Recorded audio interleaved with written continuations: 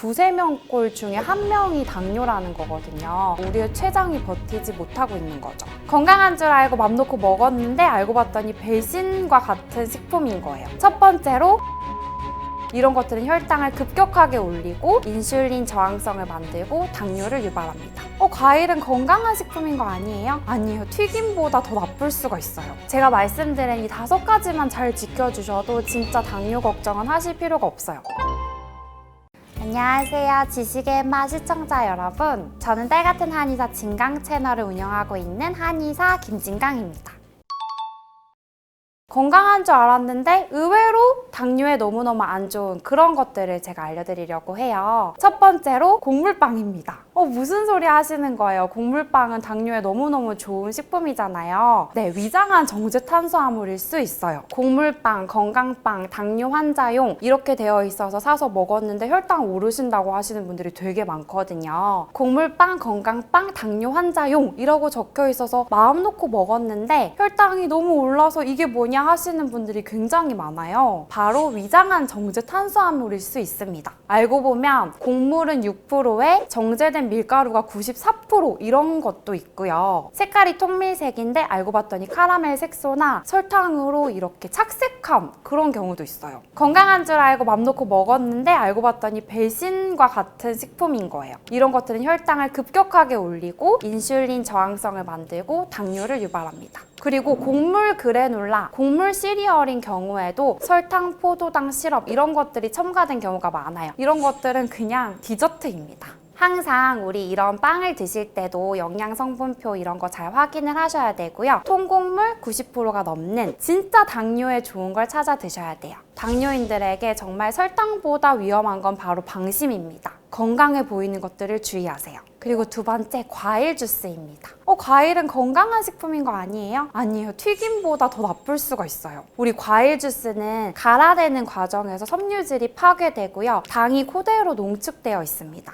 당을 급속도로 올리고 인슐린이 확 분비되고 인슐린 저항성이 생겨요. 그리고 과일에는 포도당 말고도 뭐가 있어요? 과당이 많이 있죠. 이 과당은 간에서만 대사가 되거든요. 그래서 많이 드시게 되면은 지방으로 바뀌어서 지방이 축적돼서 지방간도 일으킬 수 있어요. 그래서 과일을 드실 때는 과일 주스로 드시지 마시고요. 항상 섬유소와 함께 꼭꼭 씹어서 드세요. 또 너무 단 과일보다는 블루베리, 아보카도, 자몽 이런 저당 과일들을 드시는 게 좋아요. 그리고 마지막으로 세 번째, 술입니다. 술은 당뇨의 독이에요. 술 마시면 오히려 저혈당 걱정해야 한다라는 얘기를 들었는데요? 라고 하시는 분도 있을 거예요. 우리 술이 들어오게 되면은 간에서 알코올 대사를 해야 돼서 포도당을 만드는 당 신생을 좀 뒤로 미루는 경향이 있어요. 그래서 저혈당이 될 수도 있는데 근데 우리 보통 드시는 술이 어때요? 맥주, 막걸리, 달달한 칵테일 이런 약간 당이 섞여 있는 술을 드시잖아요. 당뇨의 최악입니다. 막걸리 한 사발 드시면 우리 밥 2공기 먹는 거와 같고요. 맥주 500ml 정도 드시면 식빵 3조각 먹는 것과 같다고 생각하시면 돼요. 그래서 나는 술 없이 못 산다, 술을 꼭 먹어야겠다 하시는 분들은 약간 당이 없는 덜 단 소주, 위스키, 보드카 이런 류 한두 잔 드시고요. 그리고 밥 드실 때 천천히 한 잔 정도 드시는 건 괜찮습니다. 당뇨 진단받고 너무 걱정 많고 우울하고 스트레스 많으시죠? 제가 하나 확실히 말씀드리고 싶은 건 당뇨는 충분히 호전될 수 있다는 거예요. 당뇨가 나에게 찾아왔다는 거는 내 몸과 친해지라는 신호예요. 내 몸에 맞는 시기, 내 몸에 맞는 생활 습관 이런 것들을 하다 보면은 충분히 균형이 잡히고 좋아집니다.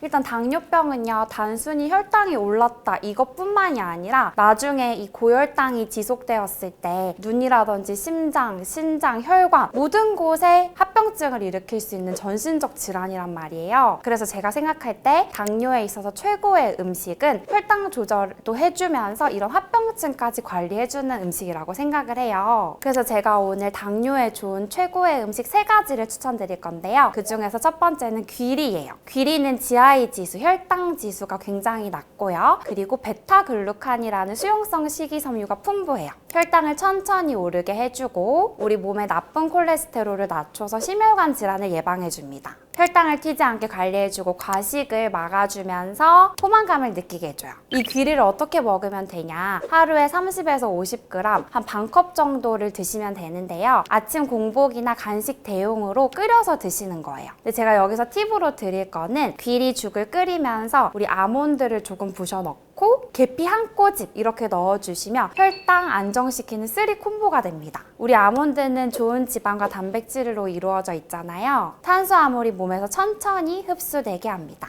그리고 계피는요, 우리 천연 혈당 조절제예요. 계피 속에 시네말데이드라는 성분이 인슐린 민감도를 개선시켜주는 효과가 있습니다. 근데 주의할 점은 우리 생귀리를 오래 끓이지 않으면 소화가 잘 안 될 수가 있어요. 그래서 최소 30분 이상은 끓여주시는 게 좋고, 또 당뇨약을 복용하시는 분들이라면 귀리가 혈당을 낮추는 작용이 있어서 저혈당을 일으킬 수도 있기 때문에 혈당 측정을 하시고 이제 주치의와 상담을 하시면서 드시는 게 좋습니다. 당뇨 최고의 음식 두 번째는 여주입니다. 여주는 한의학에서 고과, 쓴 오이라고 하고요. 맛은 쓰고 성질은 찬 식품입니다. 한의학 저서 본초 강목에서는 여주의 쓴맛이 심혈을 사하고 갈증을 멈추며 소변을 이롭게 하여 소갈을 치료한다 라고 되어 있어요. 여기서 소갈이 당뇨이거든요. 여주 속에 모모르데신, 폴리펩타이드 P가 인슐린과 유사한 작용을 해서 혈당을 직접적으로 내리는 효과가 있어요. 여주는 생으로 즙을 내서 하루에 50에서 100ml 정도 드셔주시면 좋은데요. 여주가 너무 쓰다면 찬물에 담가서 쓴맛을 좀 빼고 볶음 요리로 활용해 보시는 것도 좋습니다.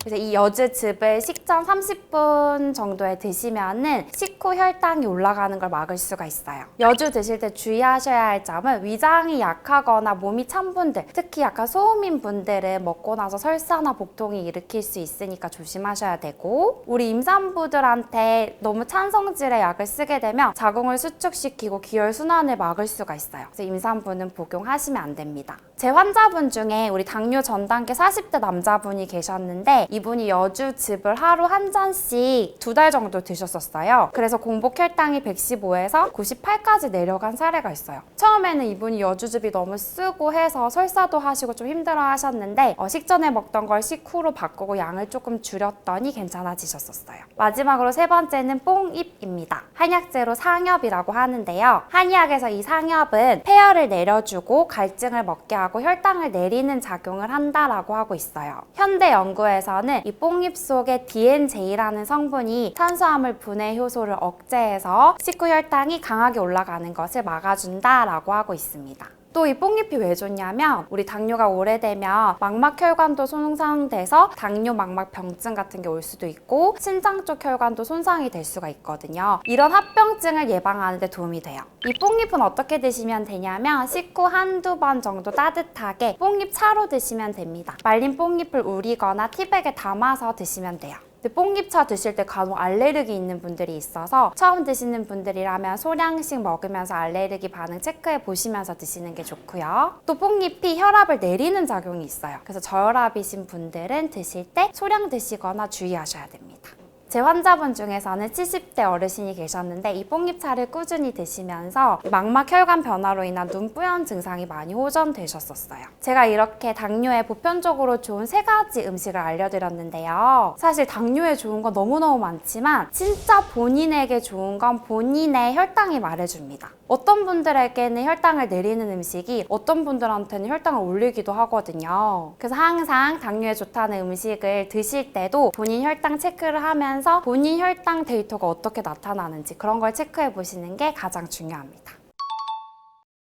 네, 여태까지 제가 말했던 것들이 이제 췌장을 혹사시키는 거예요. 우리가 당뇨를 극복하려면 우리 췌장한테 휴식을 줘야 됩니다. 그럼 어떻게 해야 되냐? 첫 번째, 우리 정제 탄수화물들을 피하고 복합 탄수화물들을 드셔야 돼요. 정제 탄수화물, 흰빵, 흰쌀, 흰면, 디저트류 이런 것들은 구조가 굉장히 단순하고요. 우리 몸에 들어와서 빠르게 소화되고 빠르게 흡수돼서 혈당을 확 올립니다. 그런데 복합 탄수화물 뭐가 있죠? 통곡물, 귀리, 현미 이런 것들, 그리고 뿌리 채소들, 고구마, 감자, 과일, 채소 이런 것들은 구조가 복잡해요. 우리 몸에 들어오면 천천히 소화되고 흡수돼서 혈당을 천천히 올려주는 역할을 합니다. 그리고 또 췌장을 쉬게 해주기 위해서 좋은 게 간헐적 단식이에요. 간헐적 단식 너무 어려운 거 아니에요? 하실 수 있는데 그냥 우리 간단하게 생각하면 야식을 좀 피해주시면 됩니다. 우리 6시에 밥 드시고요. 7시부터 12시까지만 안 먹어도 5시간을 쉬는 거잖아요. 그러고 나서 다음날 9시에 먹으면 14시간 단식이 가능하단 말이에요. 이런 식으로 간헐적 단식을 하게 되면 췌장이 휴식을 할 수 있게 되고 이때 우리 지방을 에너지원으로 태워서 지방이 빠지게 되고요.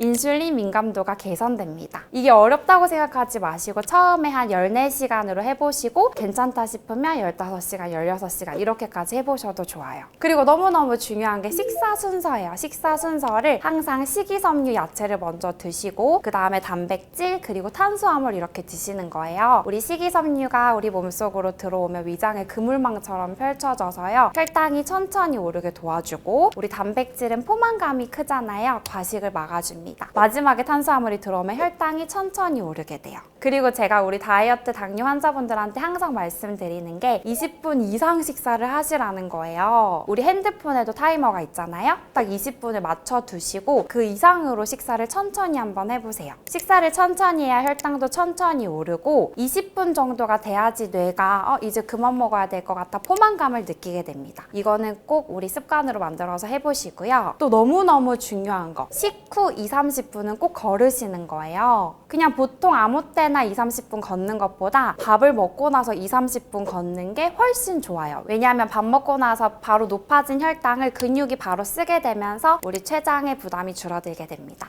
또 수면 스트레스 관리하셔야겠죠. 잠은 7시간에서 8시간 꼭 주무시고요. 그래야 인슐린 민감도도 개선되고 렙틴 호르몬. 렙틴 호르몬은 배부를 때 배부르다고 느끼게 해주는 호르몬이에요. 이런 호르몬들의 분비가 잘 일어나게 되고요. 그리고 스트레스 관리를 해주셔야 돼요. 좀 움직이는 운동으로 한 20-30분 정도는 매일매일 건강한 도파민을 만들어서 스트레스 관리를 하시는 걸 추천드립니다. 제가 말씀드린 이 5가지만 잘 지켜주셔도 진짜 당뇨 걱정은 하실 필요가 없어요. 특히 요새 20-30대 젊은 당뇨 환자분들이 많은데 나이가 어릴 때 이런 습관만 잘 만들어줘도 나이 들어서 당뇨 걱정하실 일은 없습니다.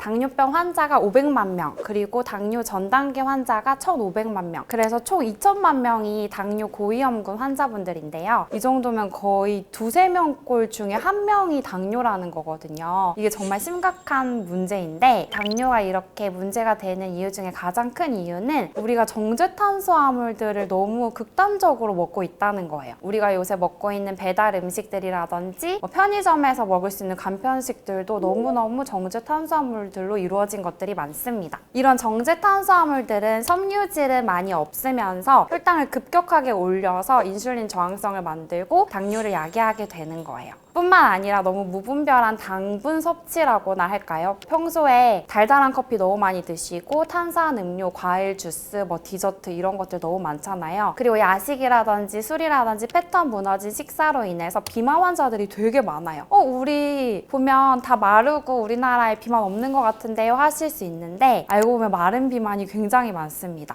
인바디 재보면 체지방 지수가 너무 높아요. 이런 비만으로 인해서 내장지방이 쌓이게 되어 이런 내장지방은 인슐린 저항성을 만들고 당뇨를 일으키게 되는 거죠. 그리고 우리나라 사람들, 동양인들은 유전적으로 서양인에 비해서 췌장의 크기가 작고 인슐린 분비 능력이 떨어져요. 서구화된 식단들이 마구 무분별하게 들어옴으로써 우리의 췌장이 버티지 못하고 있는 거죠. 또 요새 사람들 어떤가요? 우리 자본주의 사회에서 살아남기 위해서 경쟁하고 압박받고 스트레스 받고 이런 스트레스를 받으면 우리 몸은 혈당이 또 올라요. 스트레스를 받게 되면 우리 부신에서 코르티솔이라는 혈당을 높이는 호르몬이 분비가 되고요. 우리 스트레스 받으면 또 어때요? 스트레스 받아서 막 먹었어 라고 하잖아요. 우리 몸이 스스로 보상 기전을 위해서 기분을 좋게 만들기 위해서 달달한 음식이 땡기게 됩니다.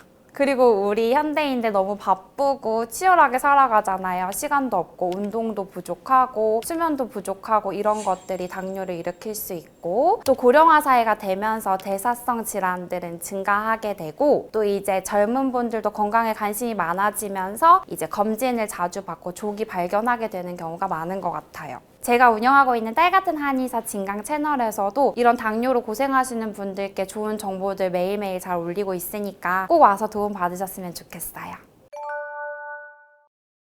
아, 이거 먹으면 나 그냥 당뇨 관리 안 하겠다 이런 거와 같은 말이에요. 이런 거는 진짜 당뇨의 최악인 음식이에요. 제가 이제 영양 성분표 볼 때 꿀팁을 드릴게요. 당류는 넘으면은 곤란합니다. 제가 매일매일 먹는 간식인데요. 모든 영양소가 다 있는 완전 식품이에요. 달달하지만 혈당 걱정은 없는 최고의 간식입니다. 제가 오늘 알려드린 이 5가지 마트 가셔서 꼭 하나씩 집어오는 걸 추천드립니다. 우리 당뇨 환자분들 중에서 새끼 식단 관리 진짜 열심히 하시는데 간식을 아무거나 드셔가지고 혈당 관리 안 되시는 분들이 있거든요. 그래서 제가 항상 당뇨 간식 이렇게 선택해야 한다라고 말씀드리고 싶었어요. 일단 당뇨 환자분들이 간식 드실 때는 이 GI 지수, 혈당 지수를 체크하셔야 합니다. 이 혈당 지수라는 것은 이 음식을 먹었을 때 얼마나 당이 빨리 오르냐를 수치화해서 나타낸 거거든요. 당뇨 환자분들은 GI 지수가 55 미만인 것들을 간식으로 드시는 게 좋아요. 그리고 당류도 거의 없는 음식이 좋겠죠. 무가당이 좋고 있더라도 자연당인 간식을 드시고요. 또 식이섬유, 단백질, 좋은 지방을 포함해서 드시는 게 중요합니다. 그래야 혈당 상승도 천천히 일어나고 포만감도 느낄 수가 있어요. 그리고 당뇨 환자분들은 췌장을 괴롭히시는 걸 멈추셔야 돼요. 너무너무 자주 먹게 되면 인슐린이 계속 나오면서 췌장을 괴롭힌단 말이에요. 그러니까 배고플 때 적은 양씩 먹는 것보다는 새끼 식사를 제대로 하시고 간식은 줄이거나 좀 안 먹는 게 좋습니다, 사실. 그리고 가공 간식 드실 때는 영양 성분표를 꼭 체크하셔야 돼요. 제가 이제 영양 성분표 볼 때 꿀팁을 드릴게요. 당류는 5g이 넘으면 곤란합니다. 그리고 탄수화물도 15g, 20g을 넘으면 안 되고요. 식이섬유는 3g 이상, 단백질은 5g 이상인 식품이 좋아요. 또 나트륨 같은 경우도 무염이나 저염인 게 좋겠죠. 네, 이런 것들을 꼭 생각하시면서 간식을 골라주세요. 그러면 제가 당뇨 환자분들에게 너무너무 추천드리고 싶은 당뇨 간식 5가지를 소개해 드릴게요. 첫 번째로 그릭 요거트의 견과류 한 줌입니다. 그릭 요거트 좋은 단백질, 견과류 좋은 지방이죠. 탄수화물의 소화 흡수를 천천히, 혈당이 천천히 오르게끔 도와주고요. 포만감을 느끼게 해서 과식을 막아줘요. 그런데 여기서 주의할 점은 과일 맛이라든지 그래놀라가 섞인 이런 것들은 이제 당 폭발인 경우가 많으니까 주의하셔야 돼요. 또 두 번째로 삶은 달걀 한두 개입니다. 제가 매일매일 먹는 간식인데요. 우리 달걀은 비타민C 빼고 모든 영양소가 다 있는 완전 식품이에요. 영양소도 너무너무 많지만 혈당도 거의 올리지 않고요. 좋은 단백질로서 포만감이 굉장히 커요. 되도록이면 그냥 드시는 게 제일 좋지만 나 너무 밋밋하다 라고 하시면 바다 소금이나 소금 같은 거 쳐 드셔도 돼요. 뭐 삶은 달걀로 드셔도 되고 계란 후라이로 드셔도 되고 반숙으로 드셔도 다 좋습니다. 그리고 세 번째 삶은 고구마입니다. 사실 저는 생고구마를 껍질째 드시라고 추천을 해드리고 싶어요. 생고구마는 GI 지수가 거의 40에서 50으로 굉장히 안전하거든요. 너무 맛이 없다라고 하시는 분들이 있을까봐 약간 GI 지수는 높지만 한 5, 60 정도? 그래도 안전한 삶은 고구마를 추천드려요. 이 삶은 고구마는 식이섬유는 많고요. 천연 당분입니다. 자연 그대로 달달하지만 혈당은 천천히 올리는 식품이에요. 작게 한 토막 100g 이하 정도로 한번 드셔보세요. 근데 주의할 점은 구운 고구마는 절대 안 돼요. 이제 고구마를 굽는 순간 이제 GI 지수가 80 이상으로 너무너무 달아집니다. 또 고구마 말랭이 절대 안 됩니다. 고구마 말랭이는 당 폭발 설탕 덩어리라고 보시면 돼요. 다음으로 네 번째 다크 초콜릿입니다. 초콜릿 드시라고 했다고 밀크 초콜릿, 가나 초콜릿 이런 거 드시라는 게 아니고요. 카카오 85% 이상인 다크 초콜릿, 약간 씁쓸한 맛이 나는 초콜릿을 드세요. 이 다크 초콜릿은 GI 지수가 20에서 25로 굉장히 낮고요.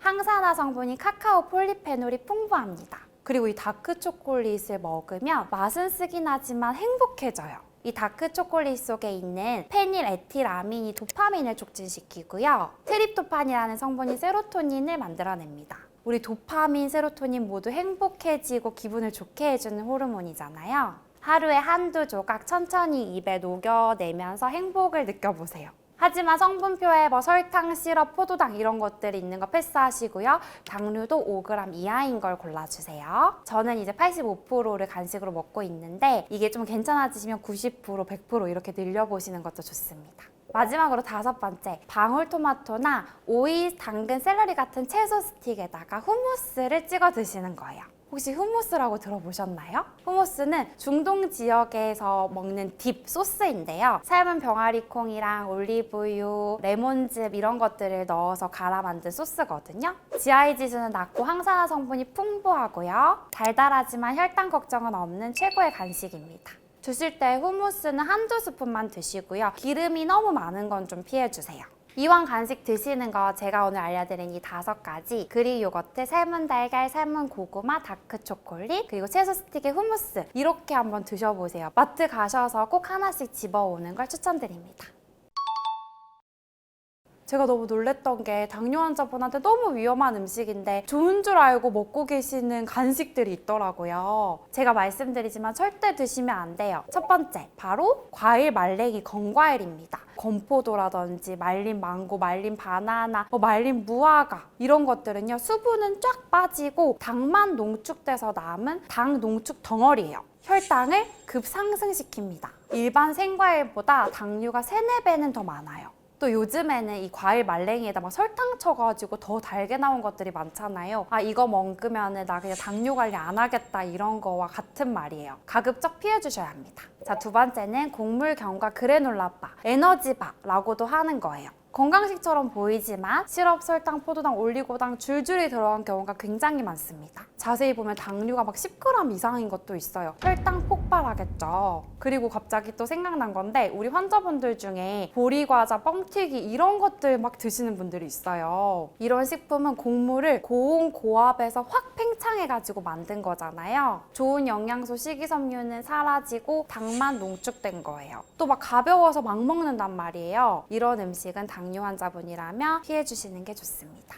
자, 마지막으로 3번째, 제가 거듭 말씀드리지만 너무너무 중요한 거 과일 주스와 과일 스무디입니다. 100% 과일이어도 안 돼요. 포도 주스, 사과 주스, 오렌지 주스, 사과 주스, 딸바 스무디 이런 거요. 100% 과일이라고 해도 식이섬유 없이 당만 농축되어 있는 거고요. 사과 주스 같은 경우는 한 컵에 사과 3개, 포도 주스는 포도 30알 정도가 들어 있습니다. 또 씹지 않고 바로 마시다 보니까 소화가 빠르고 혈당이 급속도로 올라요. 그리고 우리가 자주 마시는 과일 주스 브랜드도 설탕 막 치는 옵션들이 있고 시중에 편의점에서 팔고 있는 과일 주스도 설탕 들어간 것들이에요. 이런 거는 진짜 당뇨의 최악인 음식이에요. 그리고 무가당이어도 위험합니다. 자연당분이 많아서 당뇨에 위험해요. 자, 우리 당뇨 환자분들은 달콤함은 조금 내려놓으시고요. 포만감을 느끼게 하고 흡수를 천천히 하게 만드는 간식을 선택하시는 게 좋아요.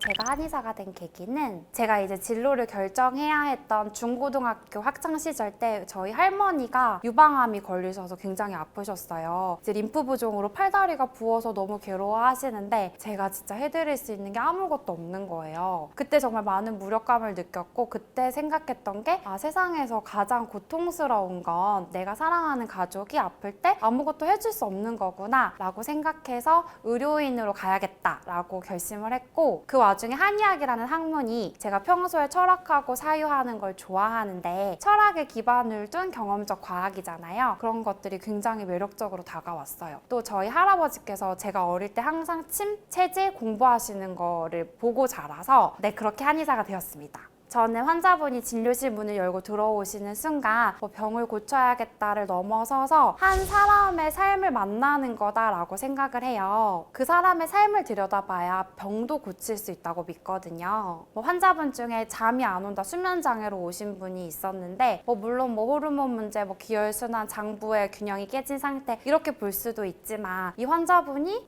요새 친구 관계, 가족 관계 어떤 갈등이 있었을까 이런 삶을 들여다보면 병을 고칠 수 있는 실마리가 보입니다. 예전에 제가 의료봉사 다닐 때 저희 선배님께서 저한테 해주셨던 말이 환자분이 본인의 치부를 드러내는 이유는 네가 의료인이기 때문이야 라고 했거든요. 그래서 저는 그 마음을 가슴 깊이 새기고 항상 책임을 다해야 한다고 생각하고 있어요. 이게 병은 누구에게도 오지만 병을 가진 사람에게 가장 큰 위로는 이 병을 함께 견뎌내고 있는 사람이 있다라는 믿음인 것 같아요. 그래서 저는 항상 환자분들의 삶을 들여다보며 병을 함께 견뎌내주고 싶고 제 유튜브 채널 딸같은 한의사 진강도 시청자분들이 우리 어머님, 아버님 같은 분들이 제가 딸처럼 항상 곁에 있다라는 믿음을 가졌으면 좋겠다는 마음으로 만들고 있어요. 우리 올리브유를 먹으면 우리 몸에 놀라운 변화가 6가지나 생겨요. 첫 번째, 체중이 빠지고 뱃살이 빠집니다. 체중 증가 없이 건강한 체지방 조절에 성공했다고 합니다. 식후 혈당을 천천히 오르게 해주고 인슐린 저항성을 개선시켜줘요. 근데 그냥 드시다가 너무 느끼해서 못 먹겠어요 하시는 분들이 있거든요. 제가 진짜 추천드리는 거 함께 드시는 거예요. 거의 3배 정도는 흡수가 잘 돼요. 올리브유를 섭취할 방법 3가지를 알려드릴게요. 안녕하세요. 지식의 맛 시청자 여러분. 저는 딸같은 한의사 진강 채널을 운영하고 있는 한의사 김진강입니다. 우리 이 올리브유가 예전에 그 JYP 박진영 대표님이 20년 동안 매일 아침에 한 잔씩 드셨다 이거가 방송에 나와서 유명했잖아요. 네, 이 올리브유는 다이어트와 건강에 너무너무 좋은 식품입니다. 자, 요즘 다이어트로 제일 유명한 게 바로 위고비 주사죠. 이 위고비 주사는 당뇨 치료제로 만들어졌는데요. 다이어트에도 너무 좋은 효과를 내서 다이어트 치료제로도 쓰이고 있는 주사입니다. 이 위고비가 무엇이냐? 바로 GLP-1 호르몬이라는 유사체예요. 이 GLP-1 호르몬은 우리 몸에서 나오는 호르몬인데 위에 작용해서 음식물이 천천히 내려가게 해요. 포만감을 느끼게 하고요. 뇌에 작용해서 식욕을 억제합니다. 그리고 췌장에 작용해서 혈당 조절을 해주는 역할을 해요. 우리 몸에서도 이 GLP-1 호르몬이 나오지만 음식물이 들어오면 굉장히 빠르게 나왔다가 사라집니다.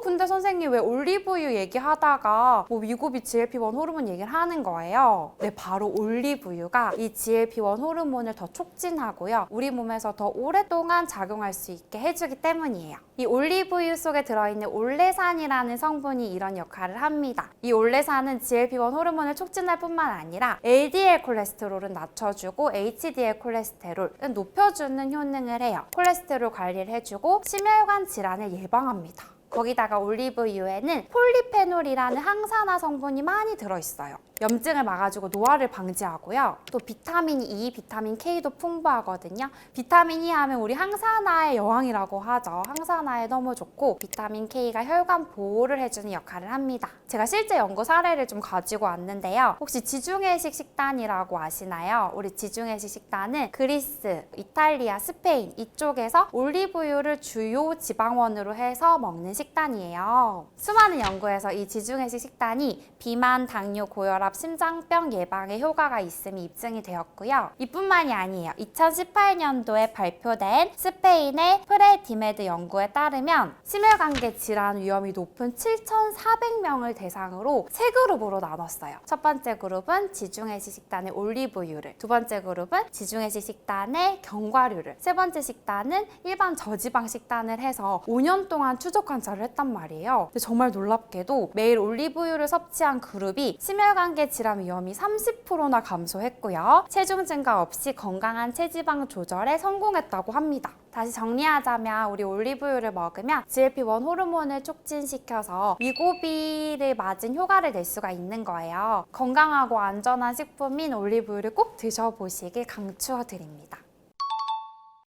우리 올리브유를 먹으면 우리 몸에 놀라운 변화가 6가지나 생겨요. 첫 번째, 체중이 빠지고 뱃살이 빠집니다. 우리 올레산은 GLP-1 호르몬도 촉진하지만 렙틴 호르몬, 배부를 때 배부르다고 느끼게 해주는 호르몬의 민감도도 개선시킵니다. 그리고 올리브유를 먹으면 포만감을 느끼면서 과식을 막아줘요. 또 이 올리브유는 지방이지만 좋은 지방이죠. 인슐린 저항성을 개선시킵니다. 인슐린 저항성을 개선시켜서 내장 지방이 축적되는 걸 막아줘요. 그래서 이러한 효과로 인해서 두 번째, 당뇨병을 예방하고 혈당을 조절해줍니다. 식후 혈당을 천천히 오르게 해주고 인슐린 저항성을 개선시켜줘요. 또 세 번째로 위 건강을 보호해줍니다. 우리 위염, 위궤양, 속쓰림 이런 분들 밥 먹기 전에 올리브유를 꼭 드셔보세요. 우리 올리브유가 위로 들어와서 위 점막을 코팅해주고 염증 반응을 억제해줘요. 특히 우리 헬리코박터균, 위 속에 살면서 위염, 위궤양을 일으키는, 심하면 위염까지 일으키는 나쁜 세균, 얘가 염증 반응하는 걸 막아줘요. 자, 네 번째로 항산화 작용이에요. 올리브유 속에 풍부한 비타민이 폴리페놀 성분이 항산화 작용을 해서 세포를 보호해주고 노화를 방지하고 주름을 개선하고 예뻐지게 해줍니다. 자외선, 스트레스, 염증으로부터 우리 몸을 지켜주는 역할을 해요. 다섯 번째로 면역력을 높여주고요. 여섯 번째로 암세포를 억제한다는 일부 연구 결과가 있어요. 올리브유를 안 먹을 이유가 없겠죠? 제가 올리브유 먹으라고 했더니 저희 환자분이 엑스트라 버진 올리브유 비싼 거를 가지고 막 생선을 굽고 계시는 거예요. 제가 너무 놀랐어요. 제가 알려드린 그 놀라운 효능을 보시려면 올리브유는 생으로 드셔야 합니다. 자, 올리브유를 섭취할 방법 3가지를 알려드릴게요. 첫 번째로 아침 공복이나 식사 직전에 한 스푼씩 드시는 거예요. 근데 그냥 드시다가 너무 느끼해서 못 먹겠어요 하시는 분들이 있거든요. 이런 분들은 미지근한 물에 타드셔도 되고, 제가 진짜 추천드리는 건 이 무가당 토마토즙이랑 함께 드시는 거예요. 우리 토마토에는 강력한 항산화 성분이 있잖아요. 라이코펜. 이 라이코펜이 지용성 성분이어서 올리브유가 들어가게 되면 더 흡수가 잘 됩니다. 거의 3배 정도는 흡수가 잘 돼요. 두 번째로 샐러드나 두부, 그릭 요거트에 생으로 뿌려 드시는 거예요. 채소 샐러드에 발사믹 식초 뿌리고 올리브유 뿌려 드셔도 좋고요. 찬 두부에 소금 살짝 쳐서 올리브유 뿌려 드시는 것도 좋습니다. 그리고 저 같은 경우는 그릭 요거트, 견과류 넣고 올리브유 이렇게 뿌려 먹어요. 그릭 요거트가 좀 뻑뻑한데 올리브유가 들어가서 훨씬 부드럽고 맛있어집니다. 그리고 마지막으로 3번째로 탄수화물 단백질 식품 먹을 때 올리브유를 함께 드셔주시는 거예요. 뭐 통곡물빵 같은 거 드실 때 올리브유에 찍어 먹으면 혈당이 훨씬 천천히 오릅니다.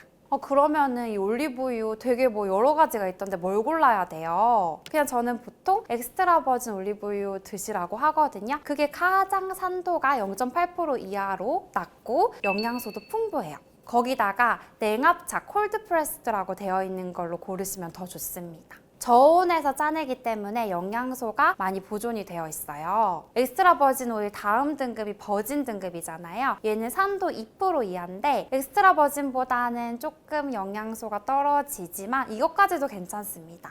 하지만 퓨어나 정제 같은 경우는 정제유가 섞이기도 하고 화학 처리나 이제 고온 처리가 들어가기 때문에 영양소가 많이 없다고 보셔도 돼요. 엑스트라 버진과 버진은 생으로 드시고 고온에 산화가 되지만 이 퓨어와 정제 같은 경우는 고온 요리할 때는 쓰셔도 됩니다. 그리고 이 올리브유 같은 경우는 빛, 열, 산소에 굉장히 예민하거든요. 그래서 약간 주방 구석에다가 서늘하고 좀 어두운 곳에 드시는 게 좋고요. 또 햇빛을 막기 위해 녹색이나 갈색 병에 담아두시는 걸 추천드려요. 그런데 냉장고에 넣으면 굳거나 변질될 수가 있기 때문에 냉장고에 넣지는 마세요. 네, 제가 오늘 알려드린 위고비만큼 좋은 올리브유 꼭 챙겨 드셔보시길 바래요. 감사합니다.